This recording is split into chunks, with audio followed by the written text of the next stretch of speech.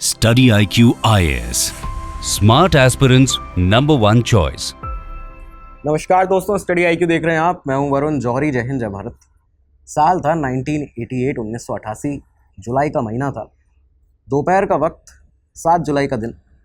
मद्रास के तिरुवनमयूर के पेरियार नगर में एक नॉर्मल से आम से घर के पीछे जो ज़मीन थी, जो एक बंजर ज़मीन, खाली ज़मीन पड़ी हुई थी, उसे लगातार खोदा जा रहा था।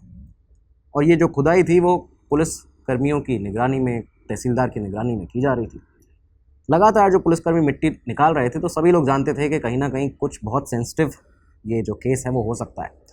लेकिन तभी टीम को घर के अंदर एक बाथरूम से एक रवि नाम के शख्स की डेड बॉडी मिलती है। बाथरूम के पास जब उन्होंने खुदाई शुरू की थी एक दूसरी टीम ने, तब उन्हें एक यहाँ से लाश मिली। ये जो शख्स था, इसका नाम था रवि। गला घोट कर इसे मारा गया था, इसकी लाश को दफनाया गया था यहाँ पे। और डिकम्पोजिशन इतना ज़्यादा हो चुका था कि अब सिर्फ शरीर की जो हड्डियाँ थी, जो बोन्स थी, सिर्फ वही वहाँ पे बची हुई थी। इस पहली बॉडी के मिलने के बाद थोड़ी ही देर में जो वो अंडर कंस्ट्रक्शन साइट थी, बिल्डिंग थी, पीछे की जो ज़मीन थी, उसकी जो नींव खोदी जा रही थी लगातार, यहाँ से 3 और कंकाल निकलते हैं। 3 और ऐसी बॉडीज़ निकली, स्केलेटल रिमेन्स उनके निकले, जो कि देखा गया और पता लगाया गया तो पता चला कि ये कुछ गैंग मेंबर्स हैं, एक क्रिमिनल ग्रुप के। उन लोगों के कंकाल हैं, उनके शरीर हैं, और इनके नाम बताए गए संपत, मोहन और गोविंदराज। इन सभी को, इन तीनों को नींव के अंदर दफना दिया गया था और उसके ऊपर से जो कंक्रीट है उसको डालकर पूरी तरह से उसको कंसील कर दिया गया था, छुपा दिया गया था। ये पहला जो घटनाक्रम था ये होता है 7 जुलाई को। और इसके बाद एक दफ़ा और पुलिस को जब हिंट मिला, कहीं से टिप ऑफ मिला, तो एक बार फिर से एक दूसरे वेकेंट प्लॉट पर खुदाई शुरू होती है 14 जुलाई को। यहाँ जब खुदाई की गई तो वहाँ से एक महिला का शव मिलता है, वहाँ से एक महिला की बॉडी मिलती है, उसके अवशेष मिलते हैं। इनफैक्ट पूरी बॉडी भी नहीं थी। इस महिला का नाम था ललिता। ललिता को करीबन 15 महीने पहले मारकर उसकी हत्या करके दफना दिया गया था, मिट्टी के अंदर उसको दबा दिया गया था। इन सारी बॉडीज़ को, इन सारे केसेस को देखकर पुलिस बहुत ही जल्द ये समझ चुकी थी कि ये कोई रैंडम क्राइम तो नहीं है, बल्कि ये एक प्लान्ड मास मर्डर सीन है। लेकिन जब इन दफनाई गई बॉडीज़ के, इन लाशों के पीछे का एक नाम सामने आया कि आखिर किसने ऐसा किया है, तो सभी लोग सन्न रह गए थे। क्योंकि ये जो नाम था और ये जो काम था, ये उस समय के साउथ चेन्नई के अंडरवर्ल्ड के अनक्राउंड किंग कहे जाने वाले एक आदमी का था। एक ऐसा आदमी जो कि एक समय पर ऑटो ड्राइवर हुआ करता था, लेकिन आज एक सीरियल किलर बन चुका था। उसका नाम था ऑटो शंकर। वही ऑटो शंकर जिसे मद्रास अंडरवर्ल्ड का अनक्राउंड किंग कहा गया, जिसे last hanged man in Tamil Nadu कहा गया, जिसका नाम आतंक और दहशत का पर्याय बन चुका था। आज इसी ऑटो शंकर के बारे में आपको बताने वाले हैं। इसका ये जो पूरा केस था, कैसे आखिर एक ऑटो ड्राइवर सीरियल किलर बन जाता है, ये पूरी डिटेल, एक जो स्टोरी है, जो केस है, ये आपको आज यहाँ पे बताएंगे। काफ़ी दिनों से आपकी जो एक रिक्वेस्ट है कमेंट बॉक्स में देखी जा रही थी इस नाम को, इस केस को लेकर, तो आज आपके लिए ये केस लेकर हाजिर है।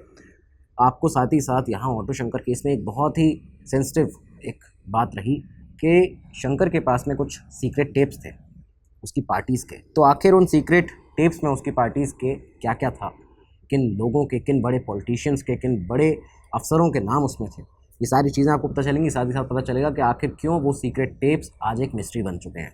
तो डिटेल में इस एपिसोड को ज़रूर देखिएगा।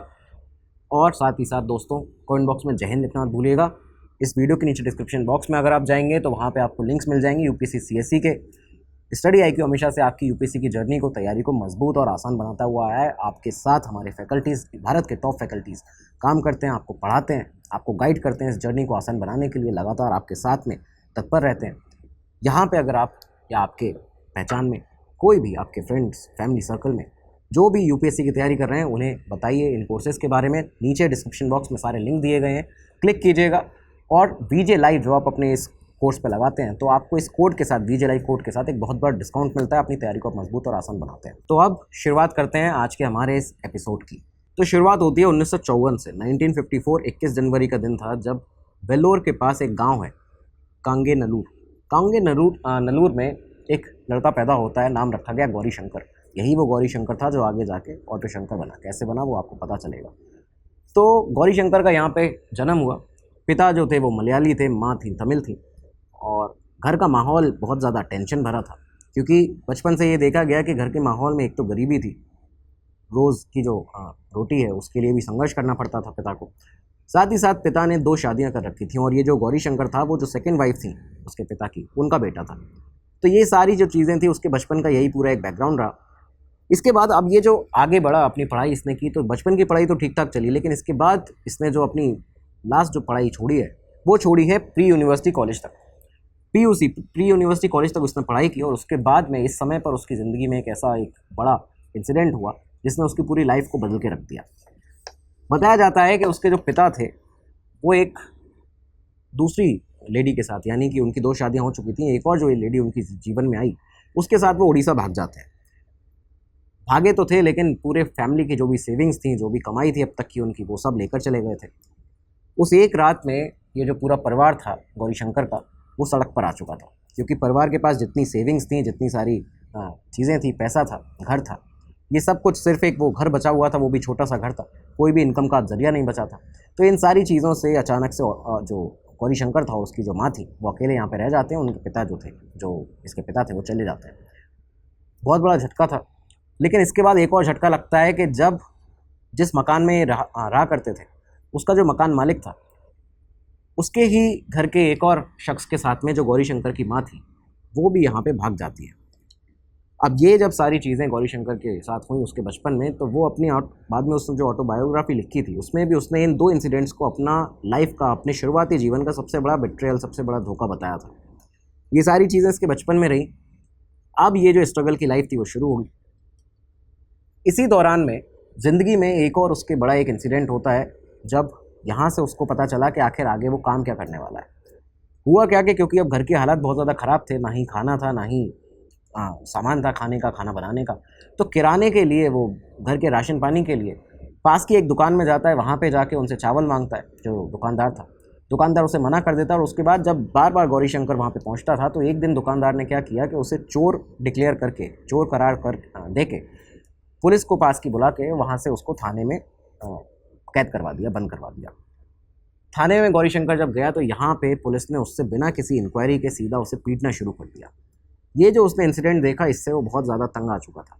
बताया जाता है कि ये उसकी लाइफ का स्टार्टिंग एक पीरियड था कि जब वो एक गलत दिशा में जाना शुरू हुआ। कुछ ही दिन के बाद में एक रात गौरीशंकर ने क्या किया कि वो उसी दुकान में जाता है, लेकिन इस बार वो मांगने के इरादे से नहीं गया था। इस बार उसके दिमाग में एक अलग थॉट था। शंकर ने उस रात दरअसल उस दुकानदार से कोई भी चीज़ मांगी नहीं, उल्टा यहाँ पे अपने बल का प्रयोग किया। इसने अचानक से उस दुकानदार को पीटते हुए उसकी शॉप में जितना सामान था उसे लूटना शुरू कर दिया।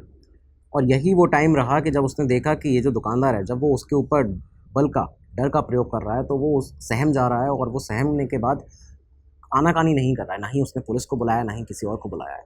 यही वो पॉइंट था जब इसने पूरा सामान लूटा और उसके बाद में इसके माइंड में एक वो जो आइडिया था, जो एक बेसिक थॉट था, वो फिक्स हो जाता है कि लोग जो हैं वो कानून से कम डायरेक्ट पावर से ज़्यादा डरते हैं। तो अब जराइम की जो दुनिया है, क्राइम का रास्ता है, इस पर शंकर चल दिया था। फॉर्मल एजुकेशन उसकी उतनी खास कुछ रही नहीं थी। इसी के तहत यहाँ पे वो क्राइम कल्चर जो था उस समय के मद्रास का, उसमें संलिप्त होने लगता है। देखा ये भी गया कि उसकी जो संगत थी वो भी बहुत ज़्यादा दिन पे दिन बदतर होती जा रही थी, बिगड़ती जा रही थी। नशा करना, अलग अलग तरह की जो नशे हैं वो लेना, साथ में छोटी मोटी जो चोरी चकारी होती है वो सब करना, अपना गुजारा चलाने के लिए, सर्वाइव करने के लिए, ये सारी चीज़ें उसने यहीं से करना शुरू कर दी।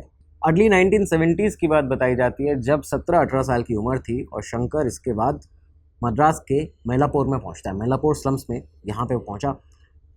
ये उसके लिए एक नई जगह थी, लेकिन यहीं अब उसने रहना शुरू किया। ये जो एरिया था दरअसल लो इनकम जो लोकेलिटी थी, उस तरह से आप इसको देख सकते हैं। काफ़ी ज़्यादा क्राउड था, भीड़ बहुत ज़्यादा वहाँ पे रहती थी मैलापुर स्लम्स में, और बस्ती थी एक पूरी। बेसिक लिविंग कंडीशन में लोग यहाँ पे रहा करते थे, सर्वाइव करते थे, अपना किस तरह से भी रोज़ी रोटी अपनी चलाते थे। शंकर ने भी यहाँ पे जब रहना शुरू किया तो उसने सर्वाइवल के लिए अपने पहला काम अपना पकड़ा पेंटर का। पेंटिंग का काम, पेंटर का काम शुरू करता है। इसके बाद साइकिल रिक्शा उसने चलाना शुरू किया, साइकिल रिक्शा पुलर बन जाता है। दिन भर उसका एक जो रूटीन था वो ये था कि फिजिकल जो लेबर है वो दिन भर करने के बाद रात में जब अपने रूम में आता था तो वहाँ पे वो नशा, बहुत बेहिसाब नशा था वो करता था। उसमें उसके जो गलत लोग थे, उसकी संगत थी, वो भी यहाँ पे उसके घर में लगातार आते थे और नशा करते थे। तो ये एक बहुत ही एक गलत ज़िंदगी की तरफ शंकर यहाँ से बढ़ने लगा था।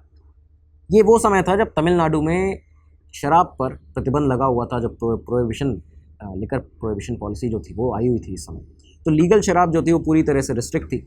लेकिन यही वो टाइम था जब जो शराब की जो स्मगलिंग है, जो पूरे मुंबई अंडरवर्ल्ड में भी बढ़ना शुरू हुई, वही वो पूरा समय रहा। तो ये यहाँ पे मद्रास में भी शुरू हो चुका था। हुआ क्या कि जो इलिसिट एरिक और ताड़ी है, ताड़ी एक तरह की एक नशा होता है, शराब होती है, इसकी डिमांड यहाँ बहुत ज़्यादा हाई हो जाती है उस समय पर मैलापुर में, मद्रास के अंदर। शंकर धीरे धीरे करके जो साइकिल रिक्शा पुलर था वो अब इलिसिट लिकर के जो अवैध शराब है उसके ट्रांसपोर्ट में घुस जाता है। यहाँ से वहाँ, एक जगह से दूसरी जगह तक जो अवैध शराब को ले जाना होता है उसकी एक तरह से स्मगलिंग में वो अब यहाँ पे लग गया था। ये सारी चीज़ें वो करना शुरू करता है, मैलापोर से लेकर दूसरे शहर तक ताड़ी ले जाना, शराब ले जाना। इस तरह के जो बाकी सारे प्लेयर्स थे, कई सारे ऐसे लोग इसमें काम किया करते थे, उनके साथ में ही इसने काम शुरू कर दिया।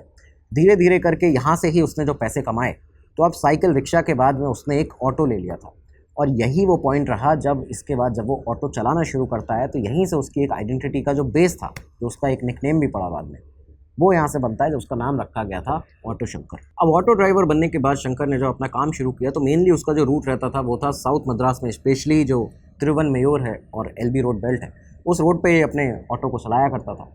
ये एक इस तरह का डेवलपिंग जोन था उस समय पर, ये जो पूरा एरिया था जहाँ पे मछुआरों के गाँव हुआ करते थे, अंडर कंस्ट्रक्शन कॉलोनीज़ हुआ करती थी, काफ़ी तेज़ी से काम बढ़ रहा था। लेकिन जो एक अंडर कंस्ट्रक्शन साइट्स होती हैं उस तरह से आप इसको देख सकते हैं, ये वो एरियाज़ थे उस समय के जहाँ पे ज्यूरिसडिक्शन का एक ग्रे एरिया आप इसको कह सकते हैं, जहाँ पे क्राइम भी उतने ही ज़्यादा थे।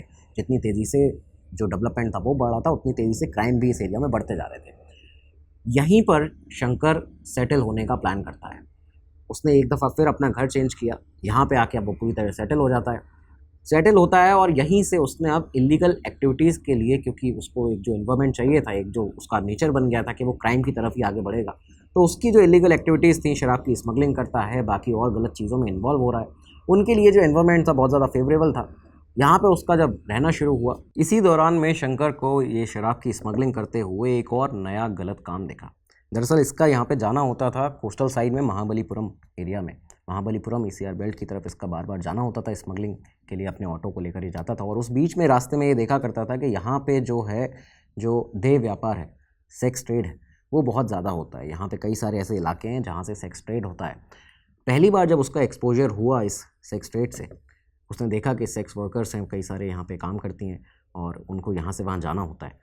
यहाँ ऑटो शंकर अपने उस रिक्शा के साथ में, अपने ऑटो रिक्शा के साथ में, इन सेक्स ट्रेड के जो ओनर्स थे उनके लिए, उन माफियाओं के लिए काम करना शुरू कर देता है। इसका काम ये था कि एक जगह से दूसरी जगह पर जो लड़कियां थी उनको लेके जाना होता था, कहीं किसी लोकेशन पे, कभी किसी लोकेशन पे। तो ये सारी चीज़ें जो थी वो यहीं इसी के ऑटो से लड़कियां जो थी वो आगे जाया करती थी, भेजी जाती थी।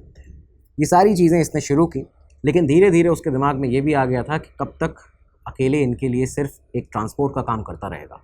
उसने यहीं से ये सोचा कि ये एक ऐसा रैकेट है, एक ऐसा नेटवर्क है जहाँ पे जो पावरफुल लोग हैं, जो ताकतवर नेता हैं, पॉलिटिशियंस हैं, अफसर हैं पुलिस के, वो सभी इसमें संलिप्त होते हैं, इसमें आते हैं। और यहाँ पे वो आते हुए उन्हें देखा करता था।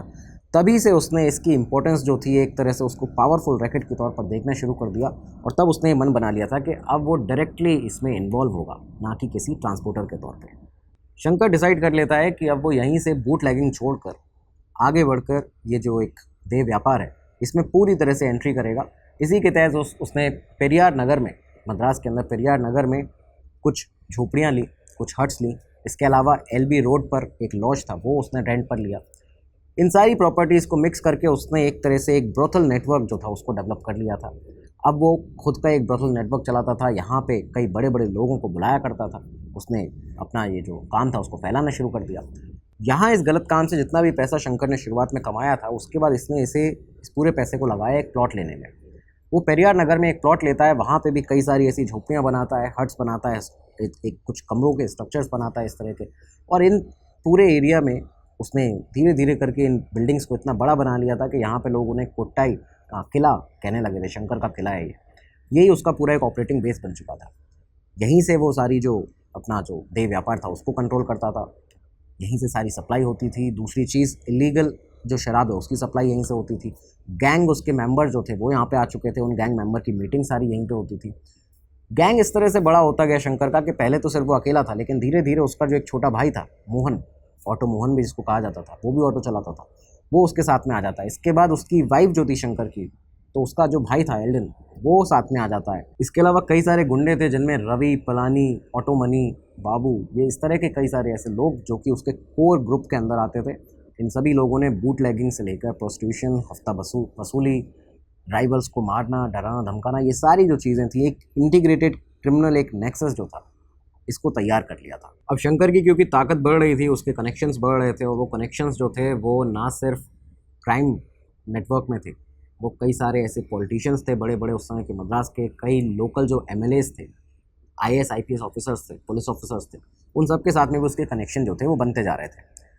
इसी दौरान में एक इंसिडेंट सामने आता है कि जब उसने अपना जो घर था, जो किला जिसको कहा जाता था, जब उसने बनाया था, तो जो उसकी हाउस वार्मिंग पार्टी थी, इनॉग्रेशन था, तो यहाँ पे उस मल्टी स्टोरी बिल्डिंग में शंकर की इतना पैसा कमा चुका था कि उसने कई बड़ी बड़ी इमारतें बनाई, रियल एस्टेट के धंधे में भी उसने काम किया, पैसा लगाया।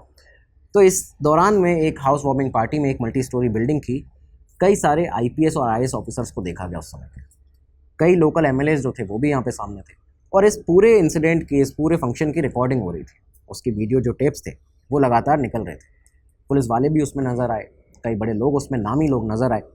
ये सारे जो टेप्स थे उनको सीज़ बाद में किया गया, लेकिन यही वो टेप है जिनके बारे में हमने इंट्रोडक्शन में आपको बताया था कि आज वो एक मिस्ट्री बन चुके हैं, वो गायब कर दिए गए। तो खैर ये जो सारे जो टेप्स थे वो वहाँ पे निकाले जाते हैं। ये उसकी एक बहुत ही बड़ी एक लेविश लाइफस्टाइल जो थी वो चलती थी, गलत काम लगातार करता था, एक अनक्राउंड किंग था मद्रास अंडरवर्ल्ड का। धीरे धीरे करके इतना इस तरह का एक क्राइम से वर्ल्ड में क्राइम के करियर में उसने अपना नाम बना लिया था, लेकिन इन सब से उसके जो घर के स्थिति थी उस पर बहुत बड़ा प्रभाव पड़ा था।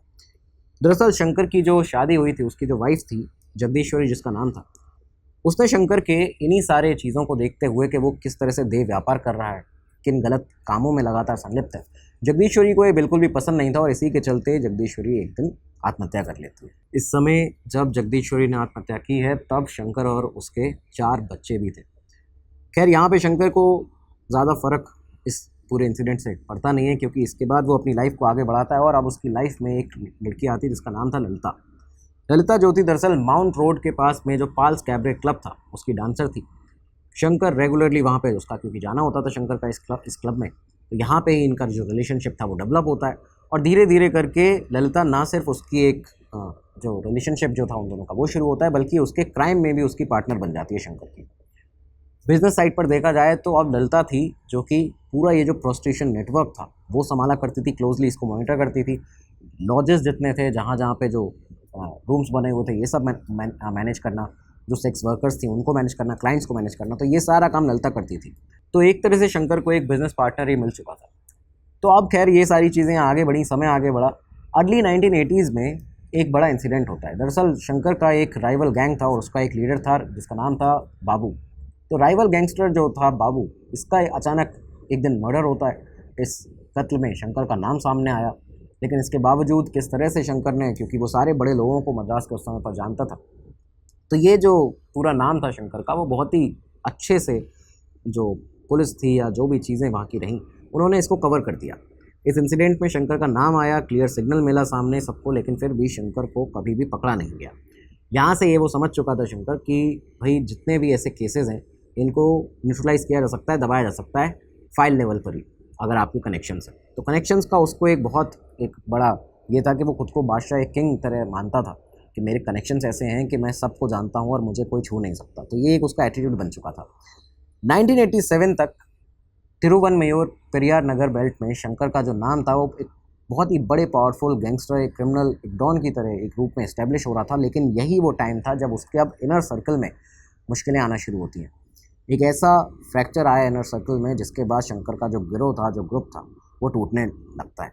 दरअसल हुआ क्या कि शंकर का एक दोस्त था, नाम था सुधालई। ललिता जो उसकी अब वाइफ भी कह सकते हैं, उसके बिजनेस पार्टनर भी कह सकते हैं शंकर की, तो ललिता जो थी उसका टाइम के साथ साथ सुधालई के साथ में ही, शंकर के दोस्त के साथ में ही एक अफेयर शुरू हो जाता है।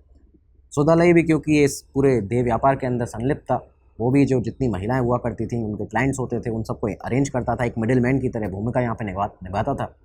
तो ये जो सुधालई था और ललिता थी, ये दोनों डिसाइड करते हैं कि अब वो शंकर से अलग हट के अपना एक इंडिपेंडेंट देह व्यापार का एक पूरा बड़ा नेटवर्क जो है वो बनाएंगे, शंकर से हट के काम करेंगे। और इसी के तहत ये लोग शंकर के जो प्रॉफिट से आए हुए करीबन 7,300 रुपये थे उस समय के, 1987 की ये बात है, आप देखिए, 7,300 रुपये लेकर, एक कैमरा लेकर यहाँ से मद्रास छोड़ देते हैं, यहाँ से भाग जाते हैं। शंकर के लिए, ऑटो शंकर के लिए ये एक फाइनेंशियल लॉस तो था ही, साथ उसके ईगो पे एक डायरेक्ट हिट था। वो पुलिस के पास जाता है, पुलिस के साथ में, क्योंकि उसके संबंध अच्छे थे, लोग उसकी बातें सुनते थे, तो यहाँ पे पुलिस के पास जाता है, लेकिन फिर भी उतना कोई कॉपरेशन साथ में मिला नहीं। पुलिस ने, उसे ऐसा लगा कि पुलिस ने बहुत ही ज़्यादा एक हाफ हार्टेड तरीके से एक्शन लिया है। यहाँ शंकर अपने नेटवर्क को फैलाता है। उसने सुधालई और जो ललिता थी, इनके पीछे अपने कई सारे लोग लगाए और धीरे धीरे करके उसने ये पता कर लिया कि बेंगलोर के आसपास में ये दोनों मौजूद हैं। दोनों को यहाँ से वापस से इनके साथ में बातचीत करके, नेगोशिएशंस करके वापस बुलवाता है मद्रास पेरियार नगर में। और इस तरह से उसने वापस इन्हें बुलवाया था, इन दोनों को ये कहा था कि भाई जो भी तुम्हें करना है नेगोशिएट कर लेंगे, कॉम्प्रोमाइज़ कर लेंगे, तुम्हें एक साथ रहना है एक साथ रहो, और तुम्हें अगर आगे काम साथ में करना है तो वो भी करो, कॉम्पिटिटर बन के करना है वो भी करो, लेकिन फिर भी एक बार आके मुलाकात कर लो। इस तरह से शंकर इन लोगों को मद्रास बुलवाता है 1987 में। अक्टूबर का महीना था। एक रात की बात बताई जाती है जब पेरियार नगर में शंकर के घर में ही ललिता को जब बुलाया गया, तो दोनों को अकेले बुलवाया गया। ललिता को जब बुलाया गया तब सुधालई को अलग दूर रखा गया, और बाद में सुधालई को बुलाया गया, तो तब तक ललिता तो खैर क्या हुआ वो आप सुनेंगे। तो हुआ क्या कि ललिता को यहाँ पे बुलाया जाता है शंकर के द्वारा उसके घर में। पहले कुछ बातचीत होती है नॉर्मल सिंपल, उसके बाद में लॉक कर दिया जाता है पूरे घर को। ललिता अंदर थी, वो घबरा जाती है, आर्गूमेंट होना शुरू होते हैं, और उसके बाद वो आर्गूमेंट जो थे वो वायलेंस का रूप ले लेते हैं। देखा गया कि यहाँ पे शंकर, उसका छोटा भाई मोहन, एल्डिन जो कि उसकी वाइफ का, पहली वाइफ का साला था, पहली वाइफ का भाई था, यानी शंकर का साला था, एल्डिन, और साथ में एक और जो इनका एक गून था, एक गैंग मेंबर था, इन लोगों ने सबने मिलकर ललिता को यहाँ पे ख़त्म कर दिया, मौत की घाट उतार दिया। मेनली गला दबाकर सफोकेट करके उसको मारा गया था। इसके बाद जब उसकी हत्या हो चुकी थी तो उसकी बॉडी से पूरी जो ज्वेलरी थी, उसकी पूरे गहने थे, वो सब निकाले, और उसके बाद में इस लाश को, इसकी बॉडी को मोहन का जो लेकर गोडाउन था वहाँ पे ले जाके यहाँ पे एक वेकेंट प्लॉट में, एक खाली प्लॉट जो पड़ा हुआ था, यहाँ पे दफना दिया जाता है। दफना दिया गया। लोगों ने यहाँ पे देखा भी कि भाई कुछ रात को अलग चीज़ें यहाँ पे चल रही थी, खुदाई चल रही थी। आसपास के लोगों ने जब देखा, पुलिस तक खबर ना पहुँच जाए, तो इस वजह से इसको छुपाने के लिए उस समय गौरी शंकर ने, यानी ये जो ऑटो शंकर था, इसने यहाँ एक बहुत ही बुज़ुर्ग एक विधवा महिला थी, उनको ये जो पूरा प्लॉट था बहुत कम दाम पे दे दिया, रहने के लिए दे दिया। बताया जाता है उसका दाम करीबन 100-125 रुपये पर उस समय पर ये जो घर था, ये पूरा का पूरा ये प्लॉट जो था, उस पर एक घर बनवा दिया गया उस महिला के लिए, और वो रहने के लिए दे दिया गया, जहाँ पे उस घर के नीचे ही ललिता की जो डेड बॉडी थी उसको दफना दिया गया था। तो ये सारी चीज़ें इसने की। यही वो पहला केस था, यही वो ललिता का मर्डर था, जो कि शंकर के एक तरह से ऑफिशियली प्रूवन मर्डर्स में पहला सीरियल किलिंग केस बनता है। अब ललिता क्योंकि गायब हो चुकी थी, पता नहीं था किसी को भी कि कहाँ गई। इस समय ललिता जो थी, अब वो ऑटो शंकर के साथ तो थी नहीं, वो सुधालई के साथ भागी थी, जो कि ऑटो शंकर का दोस्त हुआ करता था। तो शंकर ने यहाँ पे जब सुधालई उसके पास में गया, और उसको शक भी था कि शंकर ने कहीं ना कहीं कुछ गलत किया है, तो जब सुधालई ने शंकर से पूछा कि आखिर ललिता कहाँ है, तो ये सुधालई को बोलता है कि ललिता जो है वो इस समय किसी एक बहुत ही वीआईपी, एक बड़े आदमी के साथ में ऑल इंडिया टूर पर गई हुई है, तो वो कुछ लंबे समय तक यहाँ पे आएगी नहीं। इसी बीच में इसने एक दफ़ा सुधालई को अपने घर पर बुलाया, डिनर पर बुलाया। ये जो डिनर था, ये एक तरह से मौत का, आप कहें कि उसकी हत्या का एक प्लान था। यहाँ पे सुधालई को शराब दी जाती है, बहुत ही हैविली उसको इंटॉक्सिकेट किया जाता है। काफ़ी ज़्यादा शराब पिलाए जाने के बाद में यहाँ पे यही वो 5 लोग थे, इन सभी ने, जिसमें शंकर सबसे मेन रोल में था, इन लोगों ने एक लाल कलर की टॉवल से सुधालई का जो गला था उसको घोट दिया। उसके बाद यहाँ पे सुधालई को ही मार दिया जाता है। इस दूसरी हत्या के बाद में शंकर ने एक बहुत ही भयानक काम किया। सुधालई के शरीर को, उसकी डेड बॉडी को ब्लैंकेट में रैप करके ये लोग पेरियार नगर के उसी घर में ऊपर छत पे ले जाते हैं, और छत पे जाके वहाँ पे उस बॉडी को सुधालई की जला दिया जाता है। उसमें आग लगा देते हैं, उसको जला देते हैं। इसके बाद में क्योंकि जो जलने की एक बू होती है, एक अगर कोई शरीर है और उसको जलाया जा रहा है, तो उसकी जो एक अलग स्मेल है वो नॉर्मल किसी जलने की स्मेल से अलग होती है। तो यहाँ पे जब आसपास के लोगों ने कुछ सवाल किए कि भाई क्या जलाया जा रहा है रात में, आधी रात को, तो इन्होंने कहा उन लोगों से कि ये कुछ नहीं, जो हमने कुछ मटन जो है वो मंगवाया था, तो उसको बनाया जा रहा है, उसको रोस्ट किया जा रहा है। इस तरह का एक्सप्लेनेशन देके इस बात को कवर कर दिया। बाकी लोगों की ज़्यादा हिम्मत थी नहीं कुछ पूछने की, क्योंकि ये सारे के सारे गैंगस्टर्स थे, गुंडे थे। और इसके बाद जो भी उसकी बॉडी के रिमेन्स बचे हुए थे, उन सभी को मुट्टुकाडु ब्रिज के पास बे ऑफ बंगाल की खाड़ी में फेंक दिया जाता है। यहाँ पे इन लोगों ने उसको पूरी तरह से डिस्पोज कर दिया था, गायब कर दिया था, कि एक भी सुराग जो है वो कभी मिल ना पाए। यही वो रीज़न रहा कि सुधा लई के जो स्केलेटन रिमेन्स हैं वो उन सीरियल किलिंग्स के अंदर ऐड नहीं होते हैं, या क्योंकि बाद में उसको ऐड किया गया कन्फेशन के बाद में, ये जो ऑटो शंकर था उसके, लेकिन पहले उसमें सबूतों के तौर पर एक जैसे बॉडीज़ निकल रही थी जब पुलिस ने छानबीन की है, तो सुधा लई की बॉडी वहाँ पर नहीं थी क्योंकि पहले ही उसको ख़त्म कर दिया गया था पूरी तरह से। अब इस बीच में एक और इंसिडेंट हुआ। ललिता को जब मारा तो सुधा लई सामने आया था, सुधा लई को जब मारा तो अब उसका एक दोस्त सामने आता है। दरअसल सुधा लई का एक दोस्त था रवि। रवि को बहुत समय से लग रहा था कि भाई ये जो सुधा लई है वो गया था शंकर से मिलने, लेकिन उसी रात से ये गायब है। तो रवि ने यहाँ पे शंकर के ऊपर, क्योंकि उसको पूरा पूरा शक था, तो एक दिन शंकर को काउंटर किया और शंकर से उसने कहा कि या तो मुझे मेरी जो ख्वाहिशें हैं, जो मुझे अलग अलग चीज़ें चाहिए वो पूरी करो, या फिर मैं तुम्हारी ये बात जो है वो सबको पब्लिक कर दूंगा, बता दूंगा। तो उसने धमकी देना शुरू किया। रवि ने जब धमकी दी तो इसके बाद उसने अपनी एक इच्छा रखी कि मुझे एक ऑटो रिक्शा चाहिए, मुझे ऑटो रिक्शा दिया जाए, मुझे कुछ पैसे दिए जाए। ये सारी चीज़ें देखने के बाद में ऑटो शंकर ने एक और प्लान बनाया। 14 मार्च 1988 को रवि को उसने एक डिनर पार्टी में इनवाइट किया अपने घर पे, और उसके बाद अब आप समझ चुके होंगे कि आगे क्या होने वाला है। बातचीत करना शुरू होती है, दोनों के बीच में बातचीत हुई। इस बातचीत में गर्मा गर्मी होती है, दोनों के बीच में लड़ाई होती है, और उसके बाद में क्योंकि जो बाकी सारे गैंग मेंबर्स वहाँ पे थे तो उन लोगों ने रवि के साथ भी वही किया जो कि पहले ललिता के साथ में और उसके बाद में सुधा लई के साथ किया गया था। रवि को भी यहाँ पे ख़त्म कर दिया जाता है, मार दिया जाता है। रवि की जो लाश थी ये वो लाश थी जो कि बाथरूम के पास में गड्ढा खोद के जो दफनाई गई थी, वो लाश जो पुलिस को मिली थी। तो वो रवि के साथ हुआ कि उसकी लाश जो थी उसको बाथरूम के पास में एक पिट में प्रॉपरली दफना दिया जाता है, ऊपर से कंसील कर दिया जाता है कंक्रीट डाल के। ये सारी चीज़ें जब हुई यहाँ पे तो इसके बीच में इनके सामने एक और मुसीबत आई कि रवि जो है वो अपनी वाइफ को बता के आया था कि वो कहाँ जा रहा है। वाइफ ने पूछना शुरू किया तो यहाँ इन्होंने वाइफ को एक फेक लेटर लिखकर पोस्ट किया और ये कहा उस लेटर में कि रवि की मुंबई में एक जॉब लग चुकी है और वो इसलिए लंबे समय तक अब वापस नहीं आएगा, वो जॉब करने के लिए यहाँ पर निकल चुका है। और शंकर ने ये जॉब पूरी जो है वो लगवाई है। कुछ समय तक वाइफ शांत रहती है, लेकिन उसके बाद वो जो रवि की पत्नी थी वो जाती है पुलिस स्टेशन। उसने जाके यहाँ शंकर की पहली दफ़ा शिकायत दर्ज कराई। खैर ये सब जो शिकायतें थी वो शंकर के ऊपर कई सारी इस तरह की आती रहती थी, तो वो उनको बहुत ज़्यादा कभी उन पर उसने उतना ध्यान नहीं दिया। लेकिन यहीं से अब ऑटो शंकर का बुरा वक्त भी शुरू हो चुका था। दरअसल हुआ क्या कि इसी 1988 में, ये वो समय था जब शंकर के पास स्ट्रॉन्ग कनेक्शंस थे, गाड़ियाँ थी, बाइक थी, मल्टी स्टोरी बिल्डिंग्स थी। उसका एक जो धंधा था, एक गलत काम, वो बहुत तेज़ी से ऊपर चढ़ रहा था। लेकिन इसी के चलते 29 मई 29 मई 1988 को 3 जो राइवल गैंग के मेंबर्स थे, संपत, मोहन और गोविंद राज, ये लोग भी इसी पूरे देह व्यापार में काम किया करते थे और इसी के कॉन्टेक्स्ट में कुछ पैसे को लेकर अनबन जो थी वो शंकर के साथ उनकी हो जाती है। वो लगातार शंकर से पैसे मांगना चाहते थे, लेकिन शंकर हर बात टाल देता था, मना कर देता था। तो इन सब के चलते ही यहाँ पे शंकर को एक दफ़ा और इन लोगों ने एक तरह से प्रेशराइज करना शुरू किया। जब इस बार प्रेशराइज किया जाता है तो शंकर इस बार फिर से उन तीनों को भी अपने घर पर दावत पर बुला लेता है। यहाँ पे उसने जब इन्हें अपने घर पे दावत पर बुलाया और ये प्रॉमिस किया था कि वो इस बार जो पूरा सेटलमेंट है पैसे का वो कर देगा, तीनों के तीनों उसके घर में पहुँच जाते हैं।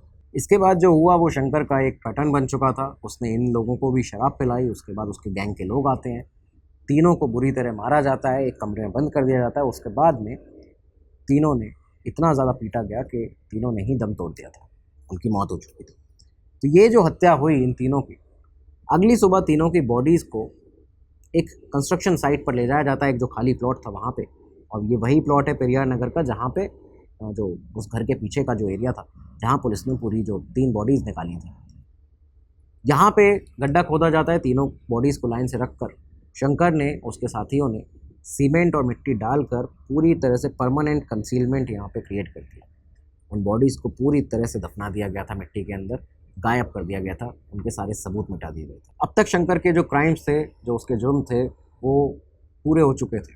पाप का जो घड़ा था वो भर चुका था। और अब वो टाइम आता है 1988 के, लेट 1988 का, जब आखिरी के कुछ महीने थे, तब यहाँ पे शंकर का जो बुरा वक्त था वो असल में शुरू हुआ क्या कि दरअसल तिरुवनमयूर से 9 लड़कियाँ इसी दौरान में गायब हुई।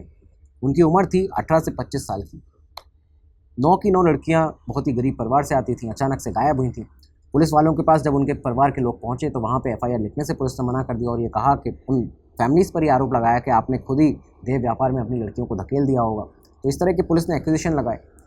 खैर बाद में ये जो केस था वो कहीं उलझ कर रह गया, हवा हो गया। लेकिन ये जो केस था इसमें शुरुआत में एक मद्रास में एक हवा फैल गई कि शंकर का नाम, ऑटो शंकर का नाम जो है वो यहाँ पे आ रहा है कि उन 9 लड़कियों को गायब करने के पीछे यही वो शख्स है जो हो सकता है। उसके नेटवर्क से जोड़कर इसको देखा जाने लगा। खैर ये जो केस था वो आगे गया भी, और जब कोर्ट रूम तक पहुँचा था तो वहाँ पे फाइनल जो प्रूफ्स हैं, एविडेंसेस हैं, वो नहीं मिल पाए थे, जिसकी वजह से यही वो केस है जिसको शंकर के उस पूरे गुनाहों में ऐड नहीं किया गया। खैर ये तो केस चलता रहा, इस दौरान भी शंकर का नाम सामने आया। लेकिन इस बीच में जो संपत की वाइफ थी, संपत वही जो कि एक 3 गैंग मेंबर्स में से एक था, जिसे हाल ही में ऑटो शंकर ने उस समय पर 1988 में ही कुछ ही महीने पहले मार दिया था, दफना दिया था उस पूरे वेकेंट प्लॉट के अंदर। तो वो जो वाइफ थी संपत की, विजया जिसका नाम था, वो यहाँ मिसिंग कंप्लेंट करती है मैलापुर पुलिस स्टेशन में जाकर अपने पति की। वो बताती है कि मेरे पति जो हैं वो शंकर के पास में गए थे इन 2 और लोगों के साथ में, और अभी तक वो वापस नहीं आए हैं, मिले नहीं हैं। मैलापुर पुलिस स्टेशन के बारे में बताते हैं कि यहाँ पे जितना भी जुरिस्डिक्शन था, कई सारे ऐसे कॉन्टैक्ट थे जो कि शंकर के यहाँ पहले से बने हुए थे, तो इसलिए ऑटो शंकर के खिलाफ वहाँ पे रिपोर्ट जो थी वो लिखी ही नहीं गई। पुलिस ने यहाँ से अपने जो पूरे एरिया का कंट्रोल का बताते हुए कि हमारा ये एरिया ही नहीं है जहाँ पे केस हुआ है, तो ये सारी चीज़ें बताते हुए तिरुवनमयूर स्टेशन जो है पुलिस स्टेशन, वहाँ पे जो महिला थी विजया, उसको भेज दिया जाता है। अब जब महिला यहाँ पे जाती है तो पहले केस को लाइटली ट्रीट किया गया पुलिस के द्वारा। शंकर को सिर्फ एक न्यूसेंस क्रिएट करने के चार्ज में अरेस्ट किया गया, दिखाने के लिए कि भाई देखो हमने आपके कहने पर शंकर को अरेस्ट किया है, लेकिन उससे पूछताछ में कोई कुछ निकला नहीं है, तो इस वजह से उसको थोड़े ही दिनों के अंदर छोड़ दिया जाता है। एक तरह से ये पूरा दिखावा था। लेकिन यहाँ पे विजया रुकती नहीं है। विजया सीधा गवर्नर पीसी अलेक्जेंडर को डायरेक्ट पिटीशन फाइल करती है। उसने गवर्नर को जो पिटीशन लिखी, और इसमें इस केस को इस तरह से भी देखा जाता है कि उस समय पर कुछ सीएम का जो इशू था वो मद्रास में चल रहा था, जिसकी वजह से गवर्नर को पिटीशन लिखी गई पीसी अलेक्जेंडर को। तो यहाँ पे विजया जब पीसी अलेक्जेंडर को पिटीशन लिखती है, गवर्नर ऑफिस से डायरेक्टली इन्वेस्टिगेशन ऑर्डर जो है वो इशू हो जाता है। चेंगई रेंज के जो डीआईजी थे जफ़र अली, उन्हें ऑर्डर मिलता है कि एक स्पेशल इन्वेस्टिगेशन टीम बनाओ। ये जो पूरा मामला इसमें, क्योंकि ये एक मामला नहीं है, ये ऐसा लग रहा है कि बहुत सारे इसमें कत्ल जो हुए हैं वो हो सकते हैं, और जो ऑटो शंकर है उसका नाम कई दफ़ा पहले भी आ चुका है। तो एक प्रॉपर एसआईटी बनाई जाती है। कई सारे इसमें इंस्पेक्टर थे, सब इंस्पेक्टर थे, हवलदार कई सारे थे जिनको रखा गया था। और उसके बाद यहाँ धीरे धीरे अब ये जो एसआईटी वो अपना काम करना शुरू करती है। एसआईटी ने सबसे पहले शंकर के गैंग के कुछ मेंबर्स को पकड़ा। इसमें ऑटो मनी था, बाबू था, जया वेल था। इन सबको जब पिक किया गया, रिमांड की गई, इंटेरोगेशन किया गया। इनके इंटेरोगेशन में बाबू ने सबसे पहले ये कबूला कि संपत, मोहन और गोविंद राज जो हैं उनके मर्डर में वो शंकर के साथ में था, ऑटो शंकर के साथ में था।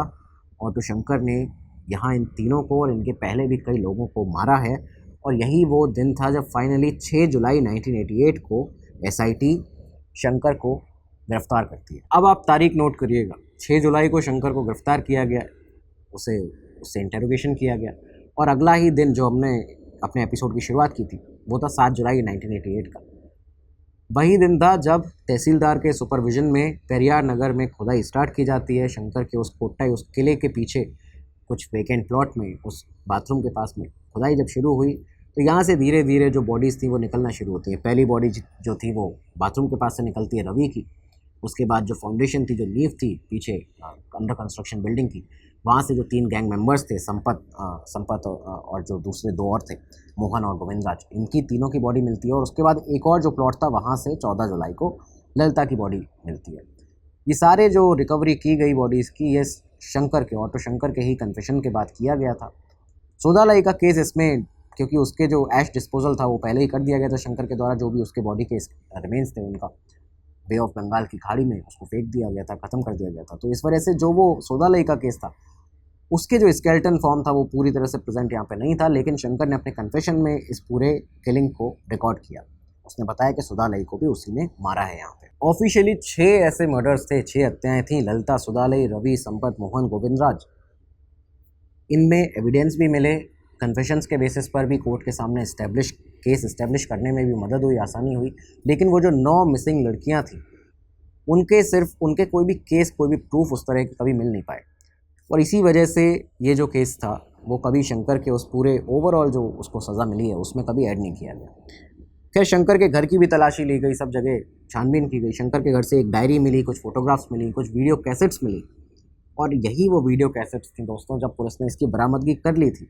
उसके बाद उन्हें देख भी लिया गया था। वहाँ पे कई सारे ऑफिसर्स के, बड़े पुलिस के बड़े अफसर, IAS IPS ऑफिसर, कुछ लोकल MLA, कुछ बड़े पॉलिटिशियन, इन सब के साथ के जो इंट्रैक्शन के मटेरियल थे शंकर के, वो वहाँ मौजूद थे उन वीडियो टेप्स के अंदर। अब या तो वो इन टेप्स को इस वजह से रख रहा हो और सीक्रेटली रिकॉर्ड करके, जिससे कि आगे जाके ब्लैकमेल कर सके इन सारे बड़े लोगों को, या उसने अपना कुछ दूसरा एक आइडिया रखा हो कि नॉर्मली इन सब चीज़ों को टेप करके रखेंगे और बाकी लोगों में अपनी जो एक छवि है उसको बड़ा दिखाने के लिए इसको यूज़ किया जाएगा।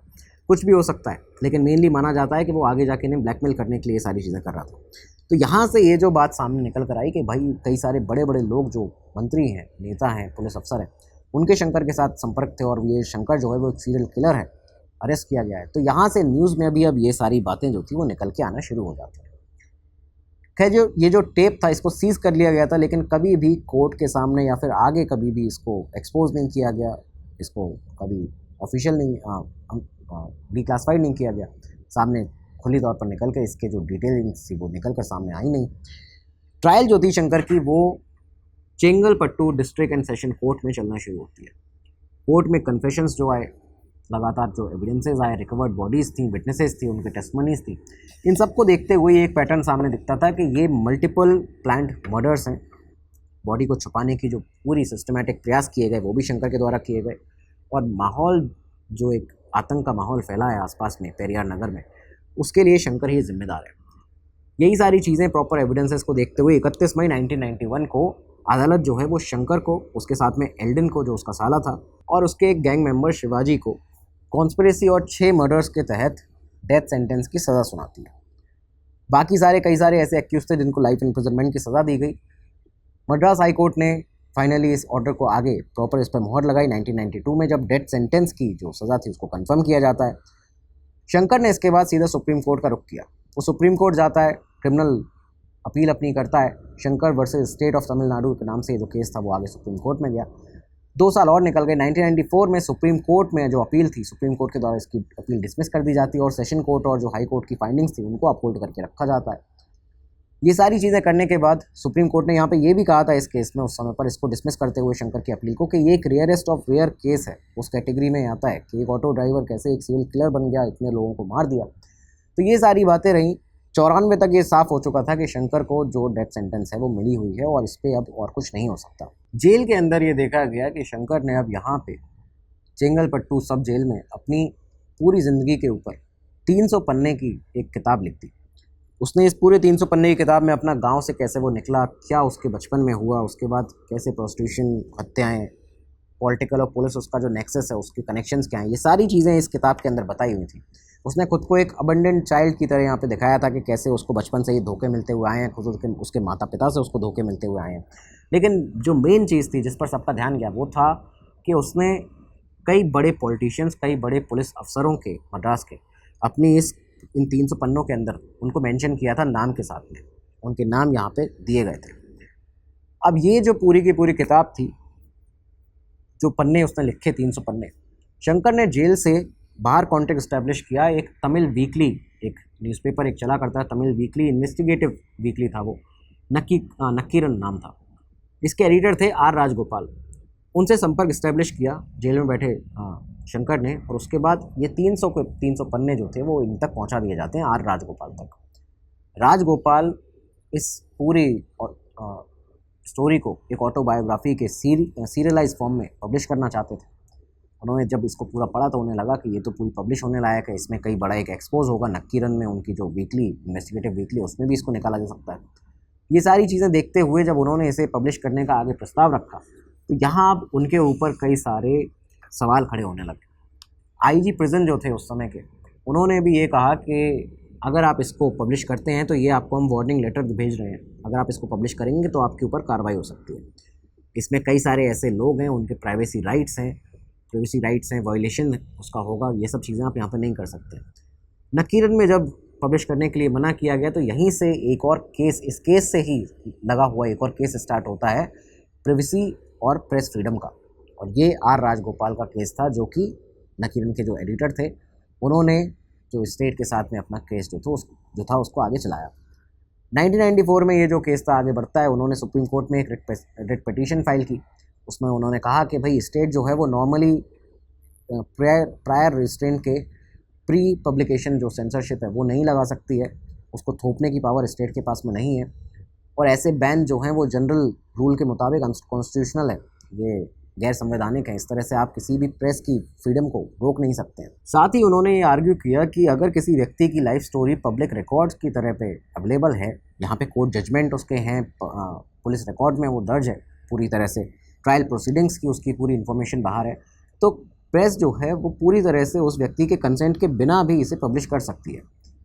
हालांकि एक और बात जो कोर्ट ने यहाँ पे सामने रखी, कोर्ट ने ये कहा कि अगर ये जो पूरा केस है इसमें आप पूरी तरह से इसको कर सकते हैं, पब्लिश कर सकते हैं, लेकिन अगर कोई भी सेक्सुअल ऑफेंस की विक्टिम्स यहाँ पे हैं, कोई महिलाएं हैं जिनका नाम यहाँ संलिप्त है, तो उनके बारे में कुछ गाइडलाइन जो थी वो कोर्ट ने यहाँ पे बताई थी नक्कीरन के एडिटर को, इनको आर राजगोपाल को। बाकी ओवरऑल कोर्ट ने ये कहा इस ट्रायल में कि भाई आप पूरी तरह से इसे पब्लिश कर सकते हैं, लेकिन सिर्फ वो हिस्सा जो कि पब्लिक रिकॉर्ड्स में है। फाइनली यहाँ पे इसको पब्लिश एक हाफ तरीके से पब्लिश किया भी जाता है, लेकिन ओवरऑल जो सिनेरियोज थे, जितनी भी चीज़ें थी कि भाई जो मेन लोग इसमें सामने आए हैं उनके नाम उस तरह से उजागर नहीं हो पाए। ट्रायल के बीच में एक और बड़ी घटना हुई। ट्रायल के बीच में ही जब ये पूरा तय हो चुका था कि भाई शंकर को एक तरह से मौत की सज़ा सुना दी गई है, शंकर ने यहाँ पे एक जेल ब्रेक किया। एक बार वो जेल से भागा भी। 20 और 21 अगस्त 1990 को बताते हैं शुरुआत में ही उसने चेन्नई सेंट्रल प्रिजन से कुछ जेल वार्डन्स के सपोर्ट के साथ में भागने का एक प्लान बनाया। उसके बाद वो यहाँ से भाग भी गया, 5 लोग और उसके साथ में भागे थे। शंकर यहाँ से सीधा राउरकेला पहुँच जाता है। राउरकेला में अपने पिता के घर पे वहाँ पे जाके छुप जाता है। लेकिन 1 सितंबर, अगले ही महीने 1 सितंबर 1990 को ही उड़ीसा पुलिस ने, जो मद्रास CBI थी और CID थी, उनके साथ में जाके यहाँ पे चेन्नई उसको पकड़ा, उसका चेन्नई वापस ले आते। खैर, सुप्रीम कोर्ट से भी अपील डिसमिस होने के बाद में शंकर ने प्रेसिडेंट को अपनी मर्सी पिटीशन भेजी। मर्सी पिटीशन जब भेजी जाती है तो इस दौरान में देखा गया कि कुछ ही दिन के अंदर जवाब जो था वो शंकर को मिल जाता है, जब प्रेसिडेंट द्वारा मर्सी पिटीशन को दरख्वास्त कर दिया गया, खारिज कर दिया गया। फाइनल हो चुका था कि शंकर को अब सिर्फ मौत का इंतज़ार करना है, कुछ ही दिन में उसको सजाए मौत दे दी जाएगी। यहाँ पे उसे सालिम के सेंट्रल प्रिजन में शिफ्ट कर दिया जाता है, और लास्ट के कुछ जो दिन रहे उसमें देखा गया कि उसने क्रिश्चियनिटी को एक्सेप्ट कर लिया था, बाइबल पढ़ने लगा था। कुछ जर्नलिस्ट को भी अपनी लाइफ के अलग अलग फेजेस बताता रहता था, जब जर्नलिस्ट से कई पत्रकार थे जो उससे मिलने जाते थे। ये सारी चीज़ें रहीं, लेकिन 1995 27 अप्रैल का दिन, जब सालिम सेंट्रल प्रिजन में ही ऑटो शंकर को, सीरियल किलर को, जिसके नाम से एक समय पर लोग कांपा करते थे, उसे फांसी दे दी जाती है। तो दोस्तों, ये था ऑटो शंकर का केस, कैसे एक ऑटो ड्राइवर से वो सीरियल किलर बना, और ना सिर्फ सीरियल किलर बल्कि एक अनक्राउंड किंग उसको कहा जाता था पूरे मद्रास अंडरवर्ल्ड का, चेन्नई अंडरवर्ल्ड का। और ये जो उसकी फांसी रही है, इसका भी एक इंटरेस्टिंग फैक्ट बताया जाता है कि काफ़ी लंबे समय तक ये जो फांसी रही वो आखिरी फांसी थी तमिलनाडु की, यानी कि उसको लास्ट हैंग्ड मैन कहा जाता था तमिलनाडु का। तो खैर, ये बाद में, उसके बाद में कुछ फांसी वहाँ पे रही हैं, हुई है, ऐसा बताया जाता है, लेकिन ये काफ़ी लंबे समय तक अकेला ऐसा शख्स रहा जिसको फांसी दी गई थी TN में, तमिलनाडु में। इस केस के ऊपर काफ़ी दिनों से आपकी रिक्वेस्ट आ रही थी, फरमाइश आ रही थी, आज ये केस आपके लेकर हाजिर थे। बहुत ही दिल दहला देने वाली कहानी है ये, किस तरह से इतने लोगों को एक व्यक्ति ने सेम पैटर्न में ख़त्म किया, मारा है। क्या आपकी राय है, क्या व्यू पॉइंट है, ज़रूर बताइएगा कमेंट बॉक्स में। जय हिंद ज़रूर लिखिएगा। अब अगले एपिसोड में मिलेंगे दोस्तों, तब तक के लिए दीजिएगा नमस्कार, धन्यवाद, जय हिंद, जय Bharat. Study IQ IAS, making India smarter and better.